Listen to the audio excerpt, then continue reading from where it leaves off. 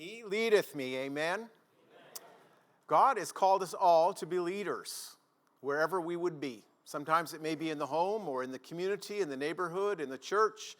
Leadership has different degrees, but we do want to talk a little bit about this idea of a chosen commander, since it is Father's Day. And it's kind of interesting as we kind of look through the Bible, like Mother's Day, there's a bunch of women we can find to say, look at this woman. And, she wasn't perfect, but she did a lot of good and that kind of thing.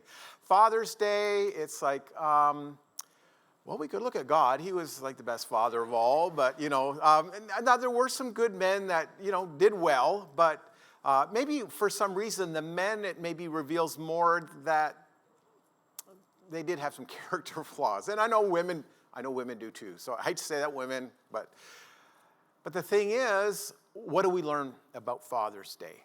What do we learn from the Bible about fathers? And sometimes it can be hard. Sometimes it can be challenging. Sometimes even for parents, fathers and mothers to say, it can be scary. Look at the way our society is. Look at the way people are living. Look at how many people are actually trying to do the right thing and to follow God, or, we say to be a Christian. Boy, it's pretty hard. And so it brings a lot of maybe stress or worry or concern about even raising children in a day like today.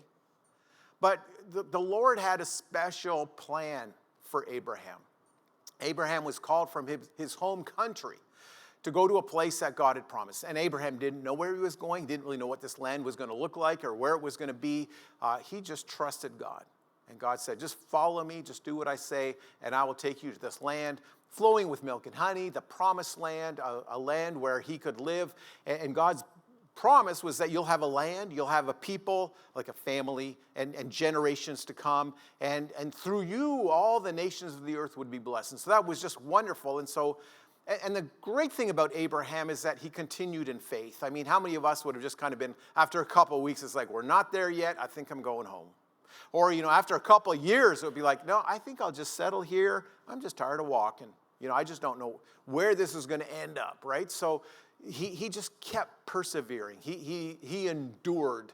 And so he never really lost his faith. And there's a land that God's promised, and I trust God, and I'll keep going. But we find out in Genesis chapter 18, where the Bible was, that God called Abraham for a very specific purpose. And it kind of explains it there. It kind of comes into what Father's Day really is all about. This is what God said. And so God kind of, it seems like he came with a couple of angels, and they met with Abraham. And eventually God's going to tell Abraham what's going to happen to Sodom and Gomorrah. You remember Sodom and Gomorrah? That's not a pretty story.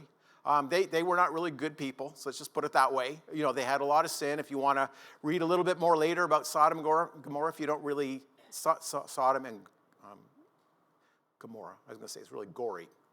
But what they were up to, what they participated in, the kind of lifestyle that I'm sure over time they became very wicked and evil people, and that's what God said. And eventually they got to the whole thing of, God's going to destroy the city. And you remember Abraham tries to intercede and kind of like, if there's just 50, if there's 50 righteous people of a city, maybe hundreds of thousands, would you preserve for just? And God said, yeah, no, I won't destroy the city for the sake of the 50. And this, I don't know. Abraham, I guess, would have been really good at these bartering places, the garage sale stuff, you know what I mean? So, like for five, just five, if we brought it down to 45, no, God says, I won't destroy 40. God, 40, what about 40? Do I hear 30, 20, 20? Do I get down 10, 10, and 10? But that's the kind of the way it was, down to 10. And God's like, well, if there's 10 righteous in the city. I kind of did that quick, so I don't want to read the whole thing, but I say how quick I did that. 10, for just 10, I will not destroy this. So he was really concerned about this city, even though he knew they were sinful. And even though he knew that his nephew Lot was living in there with his family. And Lot eventually was going to be saved. But this is what God said about Abraham, though. About Abraham. What's Abraham's purpose? So it says, God says, I have chosen him. He's the one I've chosen. And I would say this, that today to mothers and fathers, he's chosen you. He's chosen you that you would be able to teach and train, bring up your children, know that your children can learn about the Lord and follow an example of what godly living looks like and to become even leaders in their own home one day. So this is why God's chosen Abraham. Look what it says, though. He's chosen, and what is he supposed to do? Well, he's to command his children. So that's kind of why we said he is a commander. He's chosen to be a commander. He's the commander, right, in his home to his children. And this would, I think, also include his grandchildren and great-grandchildren as long as he lived, where he had influence over his family, extended family, because we know that he only ended up having 2 children, and one was Ishmael, and then the second one was Isaac. That he command his children and his household after him. So training your children, not only that they would know the Lord, but they would know how to teach their children, that the next generation would know about the Lord. And to keep the way of the Lord by doing righteousness and justice, so that the Lord may bring to Abraham what he has promised him. So this is God's plan for Abraham, and this is God's plan, if I can speak to fathers, that they would be able to lead their families, that they'd be able to train their children. Like command is not just like throwing commands around, like just throwing, there's rules and there's laws and, just telling you what to do. Being a commander is actually somebody who teaches by example, who teaches by showing, doing things with the children to show this is how you do this. This is how you do kindness, or this is how you do forgiveness, or this is how you do a Bible study on your own, or whatever it would be. It's like showing and training and mentoring and showing through. And again, sometimes we throw the word out, discipline. Parents are supposed to discipline their children. And for some reason, we always think discipline is the negative thing. It's like, well, go to your room, or, you can't be on the tablet for 3 hours, or, whatever it was. Back in the day, it was a little different than that. But, we think that's discipline. Well, it's like that could be part of it, but it'd be kind of like if you had a coach and you were doing a sport, or if you were playing an instrument and you had a music instructor, right? They help discipline you so that you would practice, so that you'd work out, so that you'd learn the notes. You know what I mean? But they're not always hounding you and getting after you and getting on you. Sometimes it's just like, hey, I know you can do it, and this is going to be great. Just put in a couple more hours, and I think you pretty well got it. So they're trying to encourage you and build you up and to help you as you're growing and to encourage growth. So that's how we discipline people. Discipline's not always negative. Sometimes it can be very positive, right? So sometimes even after you win the game, so you can celebrate the win, but maybe the coach would say, you did really great here, here, and here, but just one little thing, if you do this a little bit better, you can make sure you're not going to lose the next game, right? So then, you're feeling really good, and it's like, well, I'm open to a little bit of instruction as well. So this is what God said Abraham is to do. But my point is, we're reminded of what kind of society Abraham was growing up in. Because it just seems weird. This shows up in the same chapter as they're talking about Sodom and Gomorrah. And something gives me the feeling like all the other towns were just like God-fearing, righteous, holy people. And it's only Sodom and Gomorrah that have gotten off track. No. They're all off track, right? So just another real quick story about Abraham. This is kind of how complicated it can be. And I hope it gives us hope for men and for women too, and even for youngsters, right? To say, we're all just working on this, right? We're just trying to do the best we can. Because Abraham said, Sarah dies, and he's like, well, I need to find a son for Isaac, right? So he's the next guy, and I want to bring him up in the Lord, and I want the best for him. So I'm going to send him back to like where our clan is, where our family grew up, because I can at least, trust is not really the best word to use at this point, but at least I know they're fairly good people, right? So he sends someone back to the country where he grew up, and they come across a woman for Isaac named Rebekah. Now the problem is Rebekah's brother is Laban. And Laban, you think, sorry if I'm over some people's heads, but there's this guy named Jacob, and he's a real deceiver. He's a trickster. He tries to get his own way all the time by doing whatever he has to do to make things happen. Well, guess what? Jacob's mama is Laban's sister. They grew up in the same home. And if you're familiar at all with Rebekah, she's a little bit of a trickster herself. Here's my question to you. Here they have a baby, and Rebekah goes, I think it's a good idea that we name him deceiver or trickster. Well, that's what Jacob means. So why would she name him that? It's who we are. That's us. That's our family. And so Jacob did turn out that way, right? He was the deceiver and trickster in the family.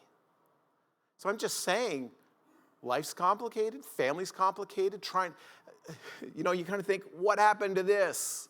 That we're going to bring up our children, that they would do righteousness and justice, so that God's plan would be fulfilled, that he made to Abraham, his promise that through your seed all the nations of the earth would be blessed.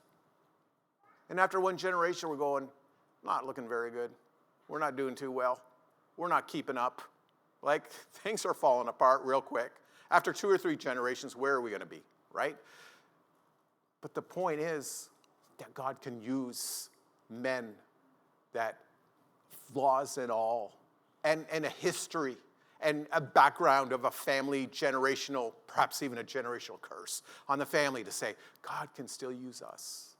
He's still chosen men.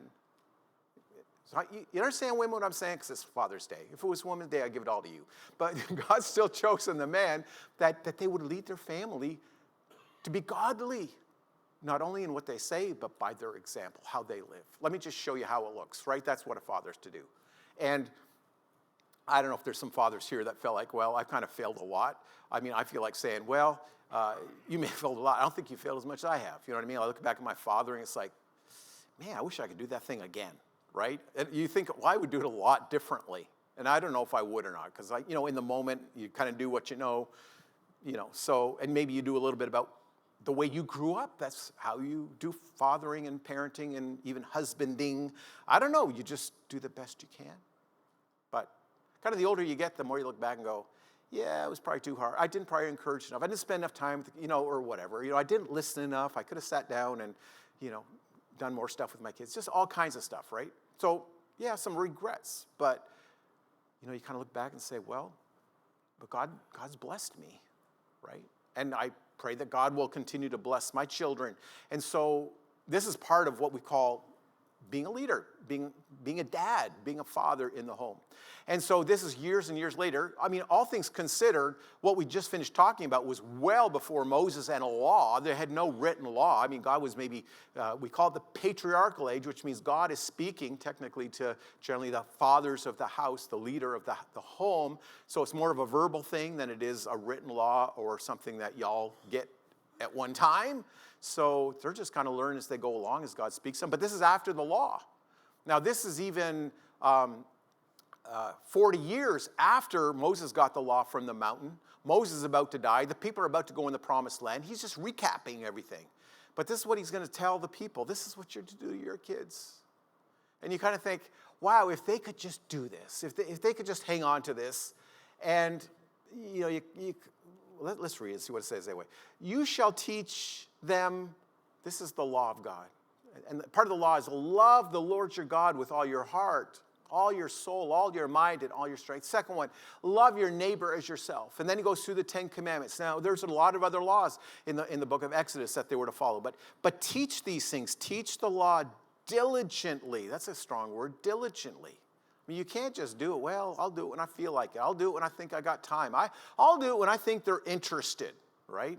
So a lot of times the kids don't come to the parents and say, can you just teach me more laws and rules and regulations? Because I just don't have enough in my life, right? Do your kids ever do that to you? Yeah, it happened all the time to me, but maybe your kids are weird. Well, it never happened to me. They don't do that. It's like, they don't want more rules, just I've got enough. But he says, diligently, teach them to your children. And what does that mean? Define diligently. Well, this is how you can do it. So you talk about them when you sit in your house. So maybe when you're sitting in your house, you're going to watch a movie, or you're going to play video games, or you're going to read a book. And when you walk by the way, or when you drive in your car, or you're riding on the bus, or whatever you do, just whenever you're traveling, there's always times where you could talk about God and bring God into the subject, into the conversation, into the experience where you're at. And when you lie down, so like even when we're about to go to bed, there's nothing wrong with like recapping the day, praying, thinking about how we can continue to grow. And when you rise up, get up in the morning, it's like, well, let's talk about God and maybe what God can do today, and maybe what we're planning to do, and how God fits into our plans, and make God a part of our plans and lead our plans. You bind them as a sign on your hand. So that's just kind of saying the things that we do. I don't think it's necessarily getting a tattoo on your hand, but if y'all want to, go for it. I didn't say that. But anyway, so it's just like, it's to do with the things that we do all the time with our hands, right? So we can talk about God when we are doing things with our hand. And it's it shall be frontlets between your eyes. So it's kind of like when my kids see me, when they see my face, they see my expression, they kind of feel like, okay, this is, we're going to talk about God again, because this is what Dad does. He always brings God into this somehow, right? And you shall write them on the doorposts of your house and on your gates. So it sounds like God's a part of their life all the time. It's not just a Bible study, right? Even if it's once a day, it's like all the time. God enters into what we're doing and what we're talking about and what we're planning and whatever is going on. God's a part of our life. So he's saying this is what we're to do. And so they get into the Canaan, the promised land, and didn't go very well. Like this, it's kind of like we forgot to do all this stuff. We just didn't do it. Just didn't follow through. It just didn't really happen very long. So, it kind of goes to Moses, great. Joshua leading them in. Joshua is a great leader, great commander, great teacher, and he tried to keep the people on track. So that's the book of Joshua. Things are going very well, but it's also falling apart just after a few years. And then by the time you get to Judges, hate to be a downer. Like this is supposed to be Dad's Day, great day. But, like they're way off the rails, right? Like this whole stuff is gone. So they may talk about God a little bit once in a while. But as far as a part of their life, but God's got something better for us. God's got something that he does want us to teach our children. And so I guess the encouragement is to say, well, I didn't really do that well, but you can start now. Well, I've got little kids at home and, we're not very consistent. Well, you can start being consistent now. Well, I've only got grandkids now. My kids are well grown and I got Try now, start now. You've got grandkids, you see them once in a while, or maybe you see them every day, but here's a time, an opportunity to be that influence, to show how God, if he's a part of your life, how he changes everything, and how he has an impact on your entire life. So Ephesians chapter 6 and verse 4, fathers, do not provoke your children to anger, but bring them up in the discipline. That's the discipline again. It's not the negative thing, it's the positive discipline. I know it could have negative consequences sometimes. I'm not saying you'd never, discipline your children in a negative way, but think about how we show discipline and encourage discipline in a very positive way, in the discipline and the instruction of the Lord. So this is what God has called people to do as fathers. Do not provoke your children to anger. We talked about that for just a couple of minutes on Wednesday night because we're in the Old Testament where it, again, gives the instructions to the fathers. But we don't want to discourage. We don't want to frustrate. We don't want to build anger in our children. And so here's a couple things the class came up with. First, parents and fathers, maybe more than moms, maybe, need to be consistent. Maybe consistent with your children. Don't say one thing and do another. Don't be strong one time and then completely lenient the other, because then your kids have no idea what's coming next. Be consistent. Spend time, invest in their lives. It's not just 2 or 3 minutes a day or even an hour a week, right? It's investing time in being with their kids because that kind of provokes a little bit of resentment, when the father is so demanding and wants to be in charge but never spends time building a relationship, right? Being an example, not just saying, do this, and meanwhile you're not even doing it yourself, right? Be an example so your kids can look and see and learn and say, yeah, he's teaching us to be like him because he's trying so hard to be like Jesus.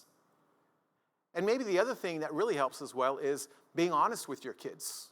When you do make a mistake, maybe when you are too hard, or maybe when you do something wrong, like just maybe go to your child, or if it's all your children and your spouse as well, and just say, hey, what I said wasn't right. I just got angry, and there's really no excuse for it. Don't try to make excuses, by the way. Well, because this, and this. Yeah, you drove me to it because you're just such nasty kids. I know you'd never say that, but but we don't make excuses. Just say, I shouldn't have done that.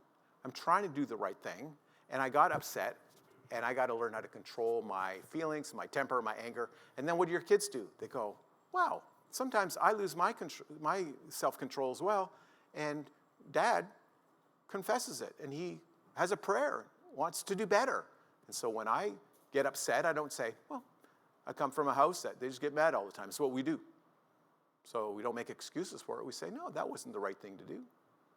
And then when our kids do that to their friends, they can go to their friends and say, you know, I gossiped about somebody and I shouldn't have been doing that. Or I lied about something, or I took something I shouldn't have taken. Whatever it is, they can learn to be honest and say, I just want to be like Jesus. I'm not being like Jesus right now. You know, so we need to pray because I need to get better at this. So, but do things that don't provoke your children to anger, because it's really going to be hard to lead them if they're mad at you all the time, right? So just trying to be consistent. But we know one thing that, see, the thing is, God is always consistent. He's always consistent. He's always loving and kind. As a matter of fact, he lets us make choices in our life. He's not that controlling that he's going to control everything. He's saying, you guys are free to live how you want. You can live however you want. And if in this world you live without me, and that's your choice, that's what you choose to do, to live without me, then I will give you what you want, what you wish for, what you hope for. You want to live without me, you'll live without me forever. But if you want to live with me, if you want to follow me, if you want to listen to me, if you want to be a Christian, which means following Christ, you want to be with me? God said, I don't know if he's that casual. Like, man, I really want to be with you too. But that's the way he feels. I don't know if he'd say it that way, but he really does want to spend eternity with us. Like he's desperate to do that. Like he is just head over heels in love with us. That's what God is. He's not like, well, you know, maybe they can come to heaven, or maybe they won't. Who cares? I'm tired of these people anyway. You know, he's never been like that. He's like, man, I just love you all. Just want you all to come to heaven. So if you want to do that, you can choose. You want to come to heaven? I've made the way. Jesus has come. You can be a Christian. And if today we can help you make a decision to become a Christian, if today you want to be baptized into Christ, or if we can help you in this Christian walk, maybe if you want to pray, you know, speak to our elders. Maybe if you're struggling being a dad or a husband or a mother for that matter, then maybe seek help and seek encouragement, seek guidance and seek prayer. Let's stand. We'll sing this song, His Yoke is Easy, His Burden's Light. Let us know how we can be a blessing to you today.